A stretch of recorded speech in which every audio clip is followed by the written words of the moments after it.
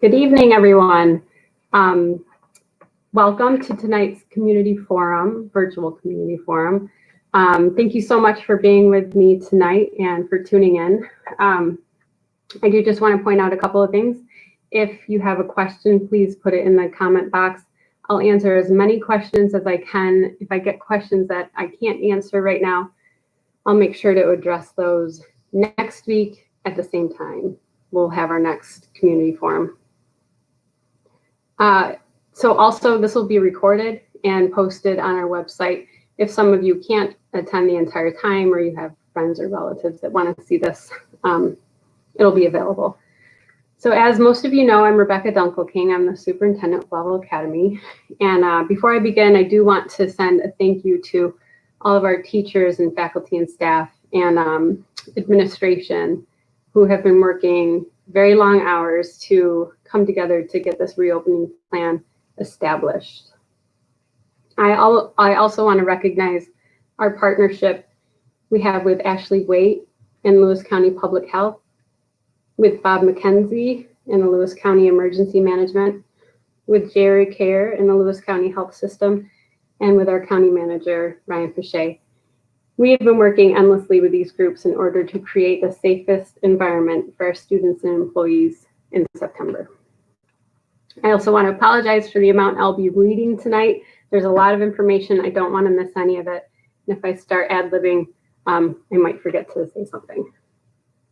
So as we move through tonight, please remember Governor Cuomo is going to address the state tomorrow. And I don't know, I've never known what he's going to say before he says it. So if he says anything tomorrow that contradicts what I say today, I'll make sure I update the community as quickly as possible. Okay, so the overview of our reopening task force. Last month we started with a group of 18 people who represent every facet of the school district. We began our work initially by looking at the feedback we got from parents on our school survey. So over 700 parents responded to our last survey, and that is an incredible participation rate. From this reopening task force, we spread out into 9 subcommittees, and these subcommittees were focused on the different mandates for our required reopening plan. As we look at our reopening plan, please keep in mind that what we want school to look like and what it needs to look like in order to keep students and staff as safe as possible are 2 very different things. We have 145 pages of mandated restrictions, which limits our ability to do a lot of things. So with our parent survey, over 75% of parents said that they favored in-person instruction. Second was obviously hybrid instruction. So we have a combination of the 2. We have some in-person for some grade levels and some hybrid instruction for other grade levels. Also, since mailing you the letter on, I think it was July 24th, I received 15 parent emails. Thank you very much for reaching out, and I intend to address all those questions in tonight's session. So what I'm going to do is I'm basically going to ask or state one of the frequently asked questions, and I'll answer it. And then at the end, I'll answer anything else you have to say. And remember, if you don't want to ask something here in the comment section, please still use that info@levelacademy.org. Send us an email with a question that we didn't address, and I'll make sure it gets on to the next one. All right, so before moving forward, I want to be sure everyone understands the distinction between a mandate and a consideration or guidance. So many of the items I will be addressing are the mandates. So what will the policy on masks be? When will children have to wear them, and when do they get breaks? This is the most frequently asked question, and it's a great question. It's one I would ask certainly as a parent. Masks will be mandatory for all students and employees. Parents can provide their own, but we will provide them as well. When students are in classes and are socially distanced by 6 feet or more, and they are not completing tasks that require speaking, masks can be removed. There may be situations that require students to wear these for longer periods of time if a person in the room requires that modification for a health reason. The teacher of the classroom will be the one to tell the students that it is time to remove their masks. If a student has a medical condition that is accompanied by a note from a doctor indicating that a mask cannot be worn and the student is medically still allowed to be in school, they will be socially distanced on the bus, in classrooms, and in any other common space that is shared by other students. Students do not have to wear their masks while they eat. I don't know how they would do that, and will be given many breaks throughout the day while they are working at their desks. So next, my child will need to see the face of their teacher. So the district has ordered regular face masks, clear masks, and face shields for our faculty. The teacher may wear the clear mask, especially in the instance where it might be a speech teacher or a special education teacher and the student needs to be able to see the individual's mouth when they're speaking. It is important to note that in all guidance documents, masks are mandatory, but face shields are optional and are only effective when worn with a face mask. How will transportation work? It's a very good question. On the school buses, let's say on a regular 66 passenger school bus, we can only fit 22 students on that bus. So students will wear masks unless they're medically unable to, and will be seated one child per seat. Siblings and children from the same day or childcare may be seated together. So that's because they're considered a cohort. If there are people who are constantly together, living together, or in a daycare together, they're allowed to sit right next to each other. Students will load the buses from the back to the front and will exit buses in the reverse order. Attendance will be taken every day for contact tracing, and parents must remain at the bus stop until the child has been seated on the bus. Next question. Will my children be tested for COVID-19 every day? No. At this time, the district will not be doing any COVID testing. If there is testing to be completed, it will be completed by a testing site or by the physician for the child. Parents and guardians will be given instructions on what symptoms to look for in their children, and they're also supposed to take the temperatures of their children. But if a parent sends a child to school, allows them to drive to school, or brings the child to the bus, they are assuming the responsibility that the child was well when they departed for school. The district is also required to survey parents on a periodic basis. Each child will have their temperature taken upon arrival at school. Every single child, every single staff member. So this is how our screenings are going to work. Each student and faculty and staff member must enter through one of 4 entrances: the elementary, the high school, the middle school, and Trinity Ave. At each entrance, there will be thermal scanners that will take the body temperature of each person as they enter. This can be done with a mask on the face of the child or adult. The scanner will flash green if the temperature is below 100.0 and will flash red if it's above 100.0. This information must be kept on file for 24 hours. So after students have entered the building, the information will be sent to our head nurse to be kept in a yes/no format. Did you pass? Did you not pass? This information is not shared with anybody unless the student needs to be taken to the isolation room, and then is only shared with the principal and with the superintendent and the parent. So the scanners are monitored by a staff member. Visitors and guests are also screened every day. So employees will be trained regarding COVID symptoms and how to spot them in themselves and others. Employees will be instructed not to report to work if they have any COVID symptoms. As well as what next. Employees not exhibiting symptoms will complete a survey each day, each workday, that will be kept on file.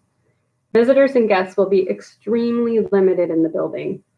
If a visitor or a guest must be allowed access to the building. They will have a temperature check and will complete the survey electronically before being given access to the building.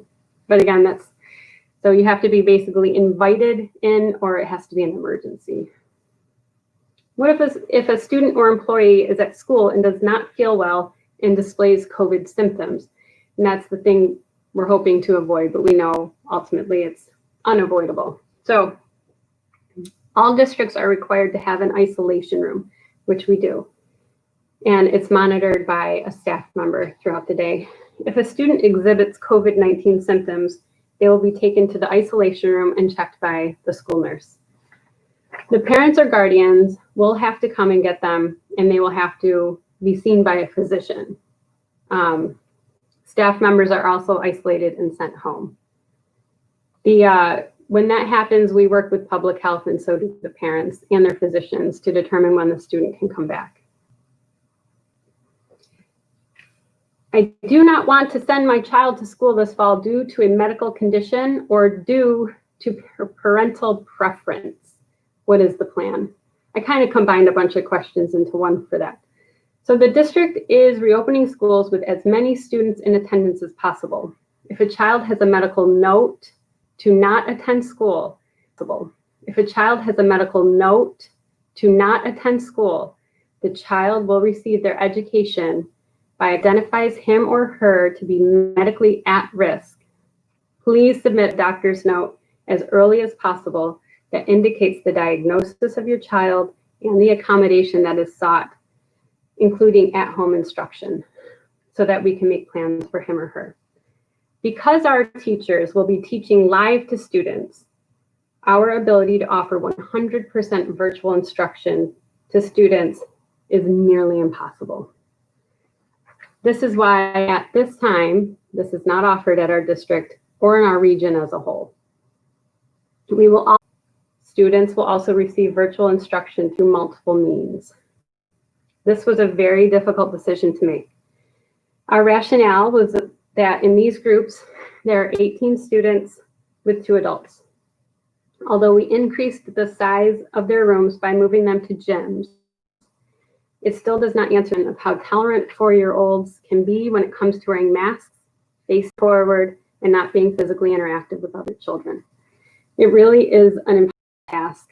We hope to be able to bring these students back as soon as possible. Children in grades K and 1 will continue with a half day of school. The purpose for this is to limit class size. We'll have 8 to 10 students in a room. Increase the student-to-teacher ratio and to help with the tolerance of wearing it being a half a day instead of a full day. With a teacher to focus on 8 or 9 students at once, and oftentimes with an 8 in the room, this will be an easier task for both students and teachers. Children in grades 2 through 4 will attend school every day, all day. Class sizes will be between 8 and 12 again, and each student will be taught by a certified teacher. That goes across the board for everybody who's taught. Everybody, will be taught by a certified teacher. Students in grades 5 through 12 will attend on days either Monday, Tuesday, or Thursday, Friday. This is a change for 5th and 6th grade, where previously they were attending every day. All 5 through 8 schedules will be based on families. So if you have a son in 5th grade and a daughter in 8th grade, let's say, they will attend school on the same day. We are grouping families together to ease the burden of childcare, transportation, and all around scheduling. Attendance will be taken for students each day, whether they are learning remotely or in person. If schools are ordered to be closed, all UPK through 12 students will all receive instruction virtually, unless the parent has begun homeschooling their child. In that case, we ask that you use the midpoint for any parent who would like to opt back in. Additionally, we will have what is known as a soft start to the school year. Since we don't want to overrun any of our systems on the first day of school, including transportation or screening, since this will all be new to all of us, we intend to start K through 5 on September 8th, and then gradually have all students in school on their schedule by the next week. We will have specific dates for you at the next community forum next week. Special education and vulnerable populations. We have some prioritized students who we felt should come to school every single day. We will be reaching out to families individually to let you know. This might be a situation where a student gets services at school, has no reliable internet at home, or just requires support that cannot be given at home. If you have a child with special needs and he or she is in a self-contained classroom, that child will be in school every day. That goes for students from kindergarten through 12th grade. Again, someone will be reaching out to you individually to let you know how the schedule will work. Do our school facilities have adequate ventilation? I have read that we should be opening windows. All air handlers and room unit ventilators are equipped with dampers that allow each individual unit to supply fresh outside air into a room or designated area. You can tell I didn't write this part. The set point for each damper is usually set at a value to ensure air in each space is overturned 4 times an hour. During this pandemic, it is recommended to supply as much fresh air in a room as possible, so we will be opening dampers to the maximum set point until the outdoor air temperature drops to a point where there is a chance of our heating system freezing. The dampers will then be returned to the opening and closing windows will be up to the adult in charge based on room comfort and preference. And spaces that are air conditioned will not be as cool when the windows are open. That makes sense. That was from Mike Halat, our buildings and grounds person. Will it be this way for the whole school year? I really hope not. You know, we are reading and receiving information almost every day, and we'll be making adjustments to our plans accordingly. And anytime there's an update, we will email, we will call, we will put something on the website for you. Will there be sports, field trips, or extracurricular activities this year? So we just don't know the answer to that right now. Based on the information we have, we know that sports are delayed until September 21st. I think everybody knows that. Field trips are canceled, as are extracurricular activities. We want students involved in activities, so as soon as we are able to have flexibility in this area, we will make things happen quickly for students. There will be PE, though it will not be the same as what students have always known. There will be a lot of independent movement, stations, etc. Most of this will be done outside because all of our gym space has been turned into learning areas. Recess will still be every day for elementary students, and we encourage teachers to take their classes outside during nice weather. So if I choose to keep my UPK or my kindergarten student home, do I have to file homeschool paperwork? You do not have to for a kindergartner. Kindergarten is not a mandated grade, so you don't have to do that at all. What is a cohort and what does it mean to me as a parent or to my child? So think of a cohort as a group of people who do everything together. It has been highly recommended to us that we group students in cohorts so that they limit where and how they might be exposed to germs. Cohorting will be accomplished through grade 8. High school students have too many schedule options to cohort all the time, but groups of students will be placed together when they can. In second grade, lists of students will be made and each teacher will have a set number of students. This will now be his or her cohort of students where they'll move as a group, except to the bathroom. Actual class sizes be. It depends on the space that they are in, but for a typical size classroom at Level Academy, there will be approximately 9 to 12 students in each classroom. This is one of the major reasons why we cannot bring all students in grades UPK 12 back every day at this time. We need to keep 6 feet of distance between students whenever possible. If the regulations change and that the spacing reduces, we'll start bringing students back as soon as we can. That is our goal. How will food service work? So while in school, students will have access to a limited menu. For students in grades K through 5, students will have food delivered to them based on pre-ordering, and they will eat in their classrooms. Students in grades 6 through 12 will be able to go to the cafeterias, socially distanced, grab meals, and either, depending on their schedule, we're trying to get the swipe cards so that No one has to touch anything, and the scanners that can pick up a barcode. So that's what we're working on. If not, students won't be asked to type in their number. The cashier will be able to do that for them if we can't get the scanners, but I think we can. So for students who do not attend every day, there will be food available for parents to pick up at the district. This procedure is really just being designed now, so we'll communicate more of the details to you soon. Cleaning has always and will continue to take place every day. With new protocols, we have increased our cleaning supplies and purchased a lot of new equipment. We even intend to add to the workforce to get this done. We will have 4 new bottle filling stations around the building to replace the traditional drinking fountains. We have purchased 30 new automatic paper towel dispensers. These will replace the air dryers in most of our bathrooms throughout the district. We have also purchased barriers for student desks, face shields for every faculty member that wants one, or every staff member, cloth, washable face masks for every employee and student. Students will get 2 for the year, and employees will get 1. One will be white, and the other will be a black face mask that we ordered, and it has the red Laval logo on the side, red and white. Gloves, gowns, sanitizing wands. We plan to, again, increase the workforce throughout the district. Moving on to BOCES students. So this is a work in progress as well. Students will attend BOCES every day. We're working really hard on the plan for students when they're not at BOCES. We thought we had certain places in the community to send them, but those aren't working out. So Mr. Finn and I are working continuously we'll let you know as soon as we know. So an invitation to parents. If you would like to tour the building and see what your child will be experiencing as a student, please contact your child's building office.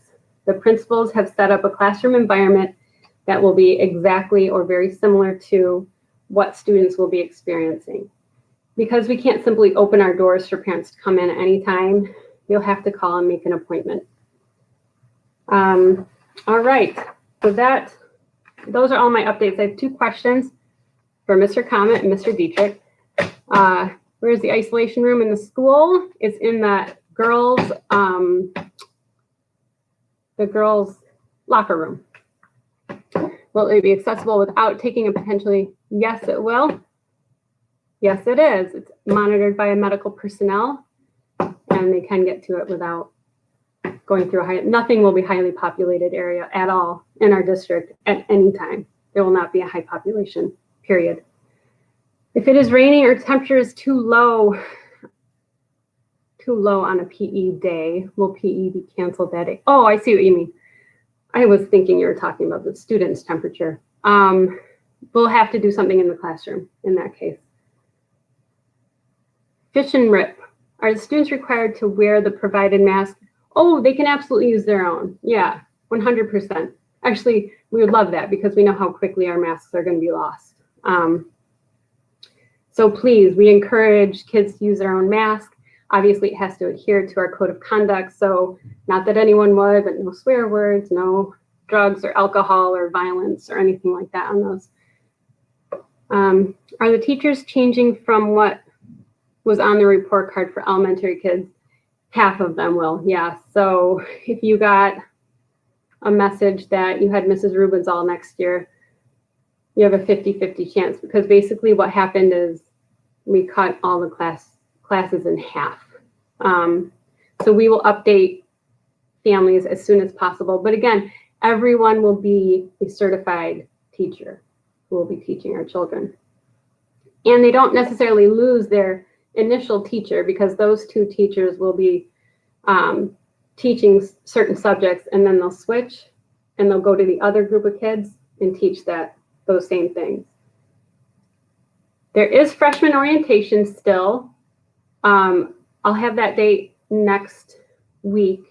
We're still doing kindergarten orientation. We're still doing freshman orientation, 6th grade orientation. So we're trying to keep as many things the same, we might have to divide orientations into 2 different days to adhere to the socially distanced requirements. No, the 7:45 early drop-off will not be available anymore because we can't open our gym for students. It will be 8:15 now. That's as early as we can open our doors because our teachers don't start working until 8:15. Will we be getting a list of? Yes. So we had to change all of our supply lists to be more reasonable and for less clutter and fewer things to have to transfer back and forth to school. So that should be coming out, I would say, within the next week. Again, Governor Cuomo, I know I said this earlier, is coming on tomorrow. I didn't realize it was going to be tomorrow. I probably would have scheduled this YouTube live after that. But he might say something that completely changes our plans. So, you know, we didn't do things like hand out school supplies or definitely send out class lists because we're not 100% sure. What we do know is that we've nailed all the mandates. It's going to look very different next year, and we understand that, but we know that our students will be safe, our faculty will be safe. Will at-home instruction be teacher-led? No, so that's considered remote or virtual instruction. So the only students who at this time will qualify that are students who have diagnosis that does not allow them to be at school. If you decide, if it's parental preference that you decide that you don't want to send your student to school on our schedule, then it's the parent's responsibility at this time to homeschool. And if you're interested in that, and I understand there have been a handful of families who have moved in that direction, we'll send you all the information that you need.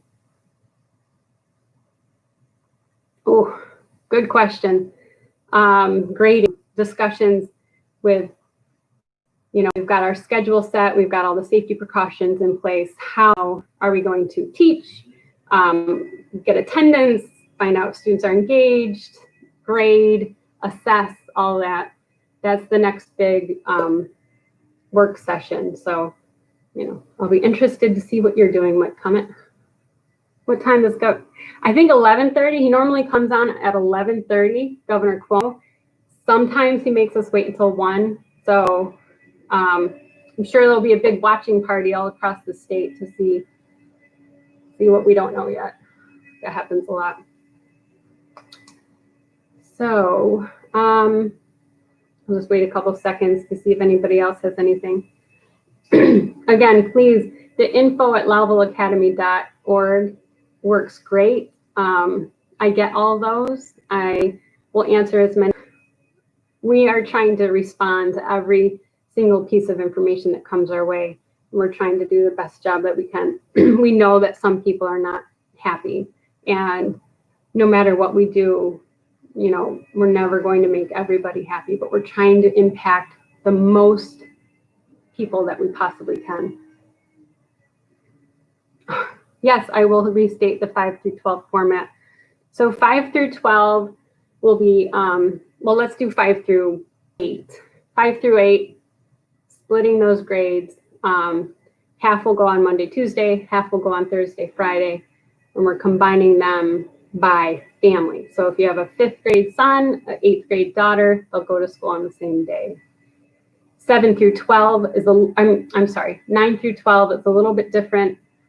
On Monday and Tuesday, it's 9th grade and 11th grade.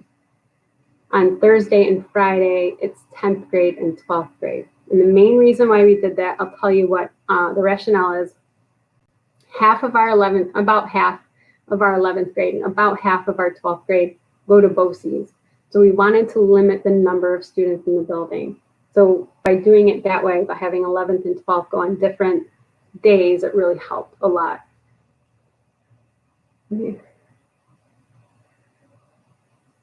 We will include all of their IEP services. That we can't not do it.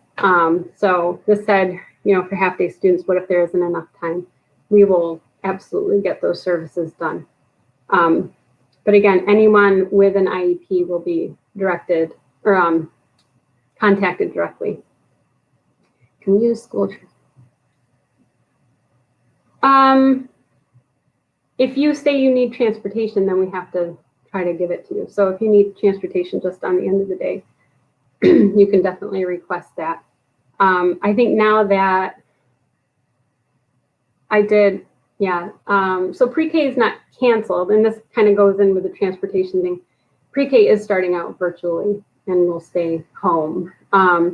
We didn't have the cup and 3, I keep going in and out, and 3 at home.